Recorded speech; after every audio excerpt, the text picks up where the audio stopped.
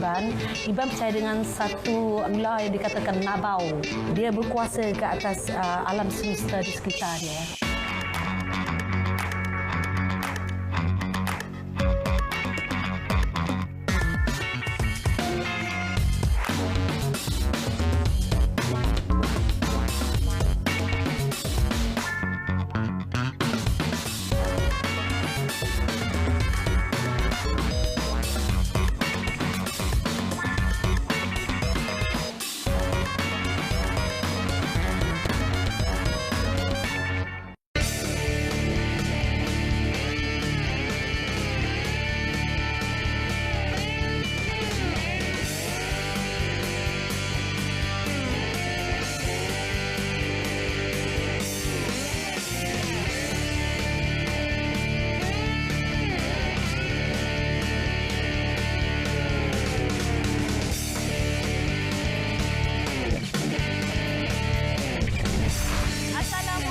Hai, kini saya berada di Sibu, Sarawak. Asalnya, saya memang dari Miri. Tapi ini adalah kali pertama saya berada di Sibu. Sibu sangat dikenali dengan buah-buah eksotik seperti buah dabai, monongsok pada buah dabe. Tapi hari ini, kita nak kupaskan tentang kain puah.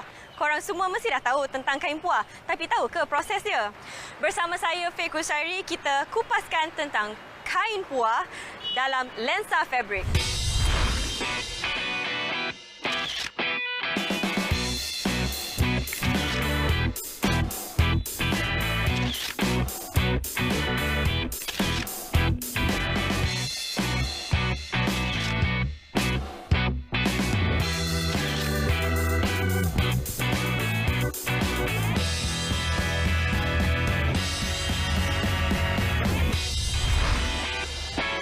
Hello, Puan Josephine? Puan Josephine punya kedai kat mana? Hah? Dekat Akik Mara? Oh, berdekatan dengan Central Market? Baiklah. Saya dekat tepi Sungai Rejang. Baik, saya datang sekarang. Okey, bye. Jom.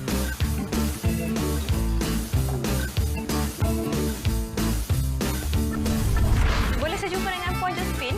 Boleh. Saya lah Puan Josephine. Nama beritahuan Wan. Oh, mana? Datang dari mana? Saya datang dari KL. Iya ke? Memang untuk cari saya ke? Ya, memang saya nak cari Puan. Iya ke? Saya dengar Puan memang selalu terlibat dengan Badan Kebudayaan Sarawak. Betul? Iya, betul. Betul. Teruskan bersama saya dan Puan Josephine dalam Lensa Fabric. Kain puah melambangkan kehidupan yang sempurna dan baik untuk masyarakat Iban. Di sini kita tengok Puan Josephine buat proses buat motif Puak kumbu. puah kumbu. Jangan panggil saya Puan, panggil saya Inai pun boleh. Kamu pun sebaya dengan anak saya. Apa sejarah kain puah kumbu ni? Sejarah kain puak kumbu ini memang banyak. Kalau zaman dulu kami memang banyak kepercayaan tentang puak kumbu. Antaranya? Antaranya kalau orang tu susah sangat tak dapat rezeki, kita cari motif yang boleh membuat orang tu murah rezeki. Kalau orang susah sangat nak naik pangkat, jadi kita buatkan dia motif seperti tangga langit, tangga hari, tangga raja, supaya kita naik. Naik. Kalau yang macam ni? Buah naga. Buah naga ini dia sangat baik untuk orang bisnes. Oh, okey. Indai cakap baru saya perasan. Ada nampak macam kepala naga dan ini ekor dia. Kalau untuk kami Iban, untuk masa hari gawai, setiap rumah itu mesti ada pok kumbu. Motif dia berbeza tak untuk hari gawai? Motif itu ikut keluarga masing-masing. Kalau keluarga tu dia ramai anak lelaki, itu lain motif. Dia mau anak dia pandai-pandai, keluar motif lain.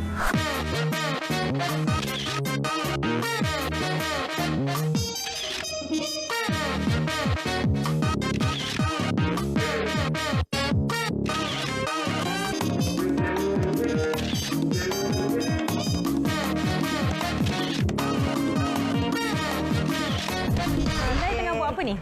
Saya tengah buat ini cara mengikat ataupun kami panggil ngebat, membuat motif puak kumbu. So dia keluar corak macam ni. Iya, betul. sebab kayak pok kumbuk nih bukan dilukis. Dia kita buat dengan cara mengikat. Apa motif yang kita nak buat, itu yang kita diikat.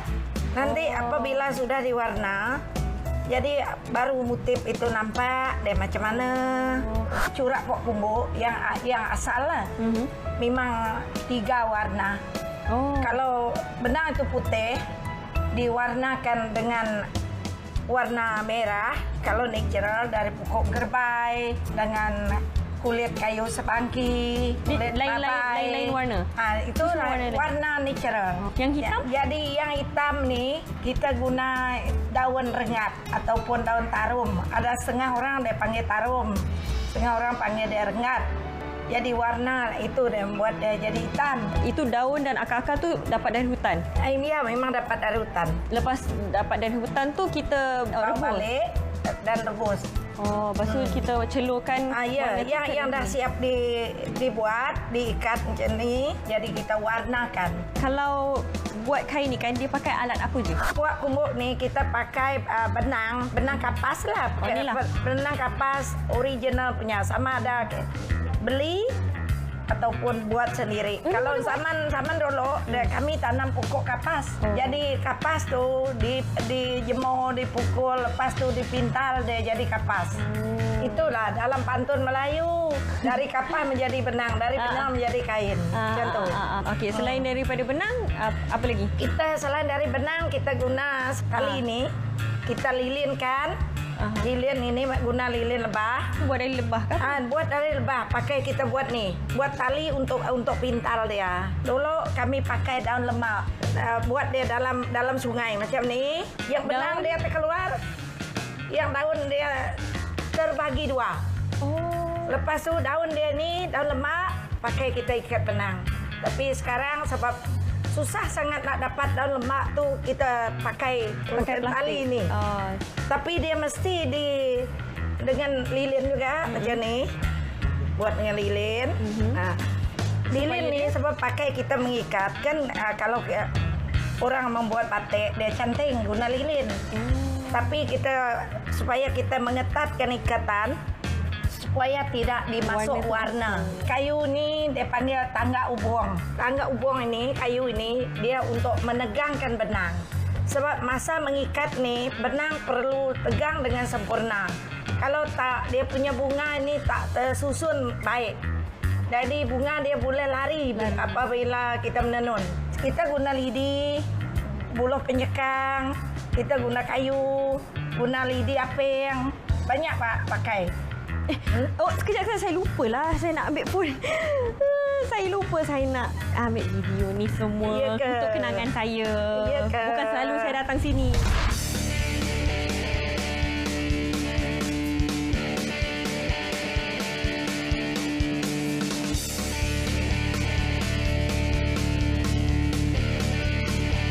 Susah juga nak tarik dia. Cuba nak tegang kan. Bukan senang ni nak tarik ni, sangat halus. Ini baru tarik, belum nak ikat. Ikat dia, ikut panjang sikit dari buat ni. Ni panjang, dia kira lebih sikit. Saya takut sebenarnya, saya takut tak ketat. Nanti kalau tak ketat, tak jadi. Kan?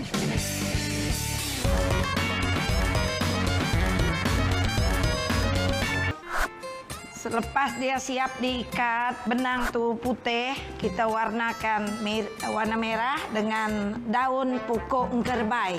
Pas warna merah, kita warna dengan daun pokok rengat yang telah dimasak.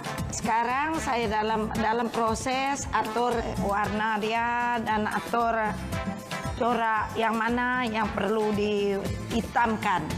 Cara mewarna hitam ni dia 2 cara. Pampul. Bermaksud apa yang kita nak simpan untuk warna merah itu yang ikat semua.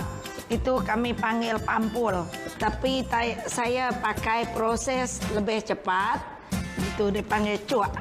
Saya sekarang sediakan warna yang sudah sedia saya masak dari daun rengat ataupun tarum. Saya masuk dalam botol kaca, tak boleh guna botol plastik.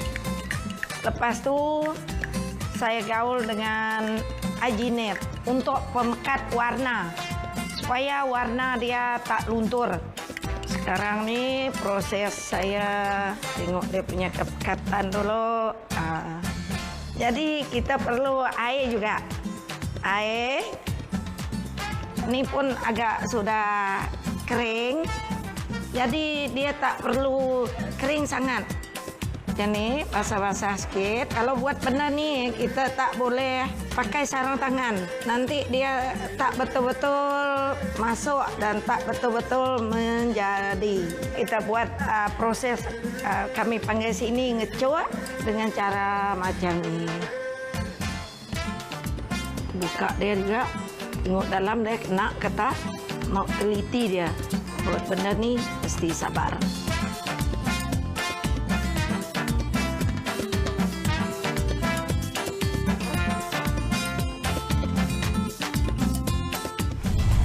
Sekarang sebab dia dah siap, jadi kita buka dia.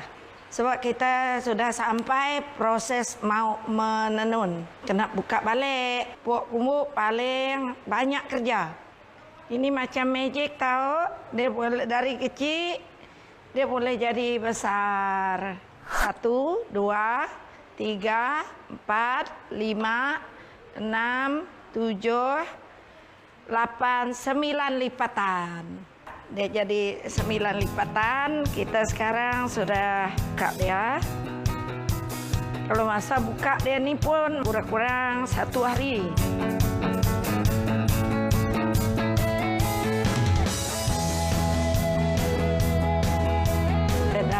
Dah siap proses untuk menenun.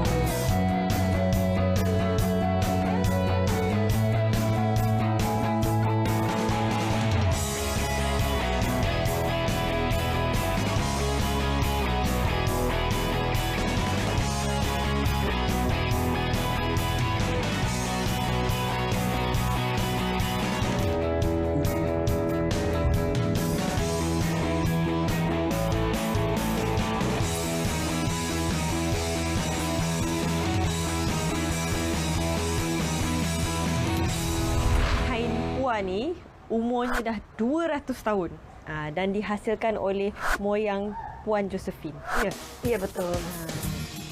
Kain ni dibuat memang secara tradisional. Ya, secara tradisional.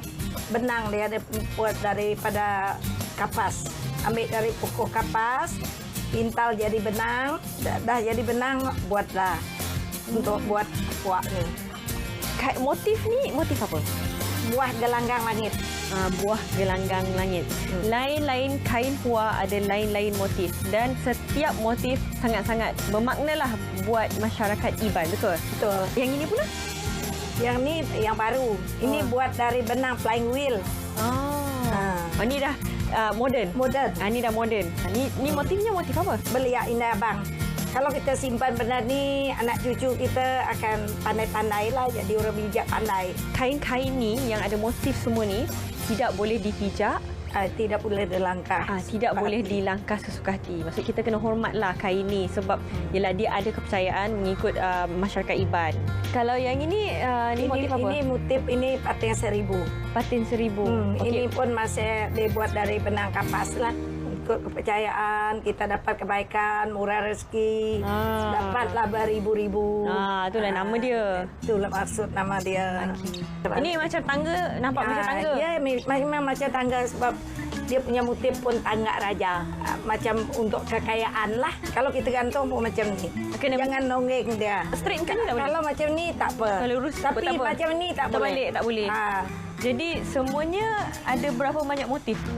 Kurang 100 lebih motif. Yang paling terkenal? Beliak Indah Abang, Rang juga, Bali Merinyan, Tangga Raja, itu buah ranyai. Sangat-sangat penting kalau penonton nak beli kain puak, kena tahu motif yang dibeli itu, betul? Betul. Kain puak kini dah dimodernkan kepada macam ni kain pasang yang ni 4 meter ya, betul? Ya, betul. 4 meter. Lepas tu ada juga kain sarung. Maksudnya dia corak dia memang kain puah. Tapi dia tak ada apa-apa membawa Tak apa-apa ada. kepercayaan, tak ada kan. Dia cuma corak kain puah. Jadi moden jadi kain sarung dan kain pasang. Ya, betul. Jadi dia boleh jadi kurung, boleh jadi keluar, boleh jadi Ya, baju. betul. Tapi selalunya orang buat baju kurung Baju juga kan. kurung, baju payas pasang. Memang kita tak bagi tahu pun orang tahu ini dari Sarawak sebab dia bunga ukiran puak kumbu. Assalamualaikum. Temui saya Feku Syari di Lensa Fabric dalam episod Negeri Sarawak, pastinya di OK Channel.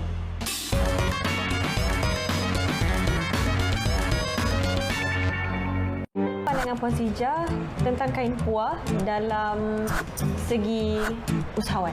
Puak kumbu sangat tinggi nilai komersialnya. Puak kumbu tidak terhad untuk sekadar sebidang kain. Dia boleh diperbagaikan. Handbag, selendang, alas meja, hiasan dinding dan pelbagai lagi. Dia sangat sukar didapati dan bukan senang nak buat. Dekat tangan kita ni, ini kepunyaan keluarga Puan Sijah, betul?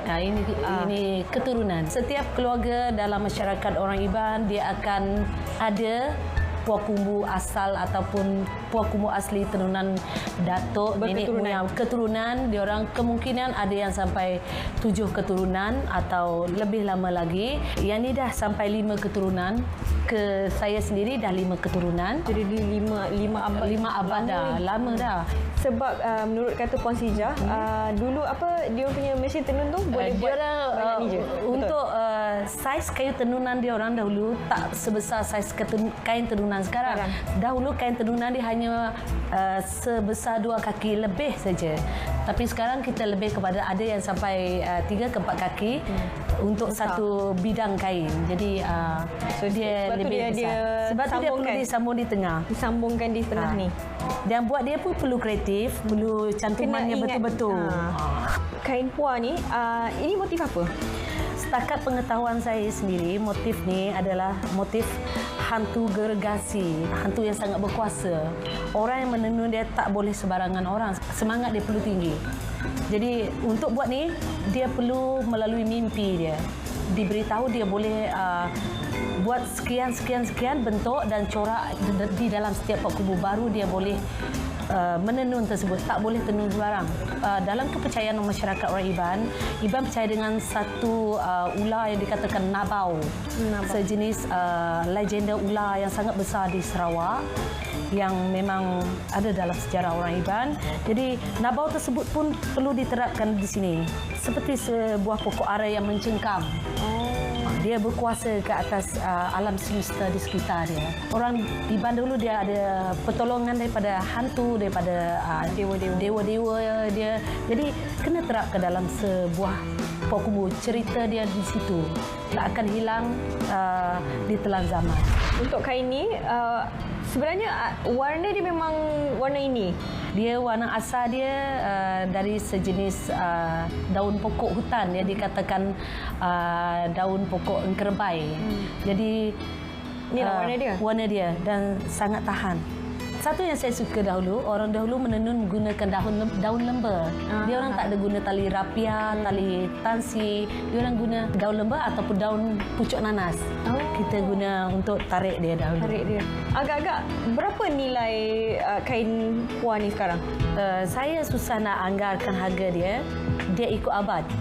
Makin lama usia dia, makin mahal harganya. Boleh mencecah ke RM10,000, RM20,000.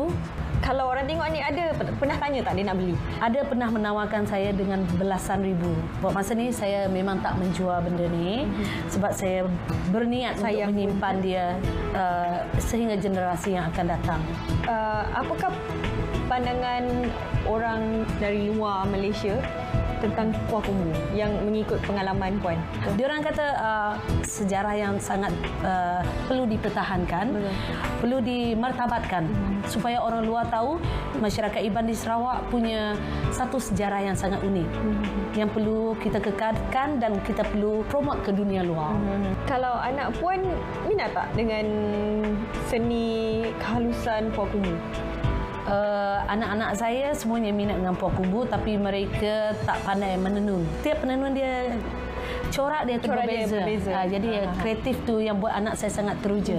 Apa harapan Puan Tijah sebagai seorang pengusaha terhadap industri puak kumbu? Saya berharap sangat suatu masa nanti puak kumbu ni bukan setakat dimartabatkan di Sarawak, tapi di seluruh dunia. Saya ingin sekali puak kumbu ni boleh digunakan dalam masyarakat luas sebagai dress contemporary dan dekor untuk rumah, untuk office. Boleh kita gunakan, kita komersialkan puak kumbu ini. Itu harapan saya. Terima kasih Puan Tijah. Ya, sama-sama. Inilah dia hasil kraf tangan yang diperbuat dari kain puak. Sehalus seninya, seunik sejarahnya, kain puak telah menjadi identiti masyarakat Iban. Sehingga kita berjumpa lagi, saya Faye Kusairi dalam Lensa Fabric.